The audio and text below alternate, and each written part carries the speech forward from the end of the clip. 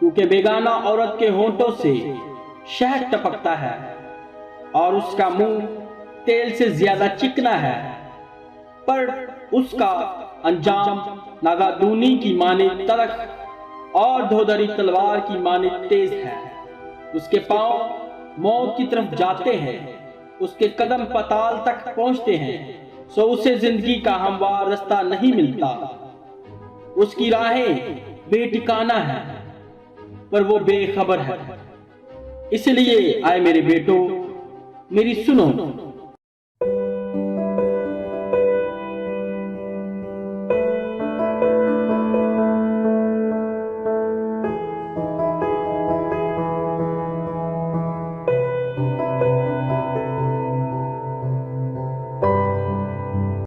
امثال 5 باب، زناکاری کے خلاف انتباہ۔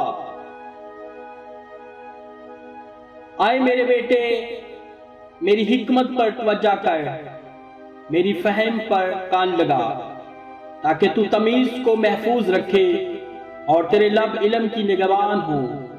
کیونکہ بیگانہ عورت کے ہونٹوں سے شہد ٹپکتا ہے اور اس کا منہ تیل سے زیادہ چکنا ہے، پر اس کا انجام ناگادونی کی مانند تلخ اور دھودھری تلوار کی مانند تیز ہے۔ اس کے پاؤں موت کی طرف جاتے ہیں، اس کے قدم پتال تک پہنچتے ہیں، سو اسے زندگی کا ہموار رستہ نہیں ملتا۔ اس کی راہیں بے ٹھکانہ ہیں، پر وہ بے خبر ہے۔ اس لیے آئے میرے بیٹو، میری سنو اور میری منہ کی باتوں سے برگشتہ نہ ہو۔ اس عورت سے اپنی راہ دور رکھ اور اس کے گھر کے دروازے کے پاس بھی نہ جا۔ ایسا نہ ہو کہ تو اپنی آبرو کسی غیر کے اور اپنی عمر بے رحم کے حوالہ کرے۔ ایسا نہ ہو کہ بیگانہ تیرے قوت سے سیر ہو اور تیری کمائی کسی غیر کے گھر جائے، اور جب تیرا گوشت اور تیرا جسم گھل جائے تو اپنے انجام پر نوحہ کرے اور کہے میں نے تربیت سے کیسی عداوت رکھی اور میرے دل نے ملامت کو حقیر جانا۔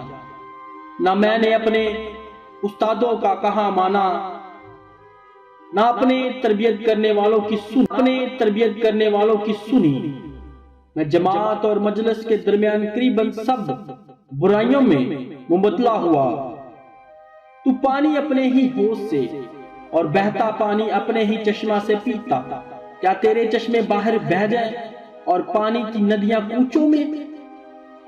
وہ فقط تیرے ہی لیے ہو، نہ تیرے ساتھ غیروں کے لیے بھی۔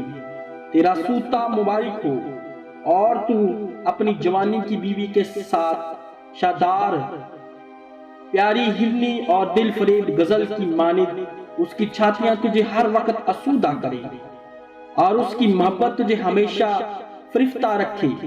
آئے میرے بیٹے، تجھے بیگانہ عورت کیوں فریفتہ کرے اور تو غیر عورت سے کیوں ہم آغوش ہو؟ کیونکہ انسان کی راہیں خدا کی آنکھوں کے سامنے ہیں، اور وہی اس کے سب رستوں کو ہموار بناتا ہے۔ شریر کو اس کی بدکاری پکڑے گی اور وہ اپنے ہی گناہ کے رسیوں سے جکڑا جائے گا۔ وہ تربیت نہ پانے کے سبب سے مر جائے گا اور اپنی سخت حماقت کے سبب سے گمراہ ہوگا۔ خداوند اس کلام کے وسیلہ آپ کو برکت۔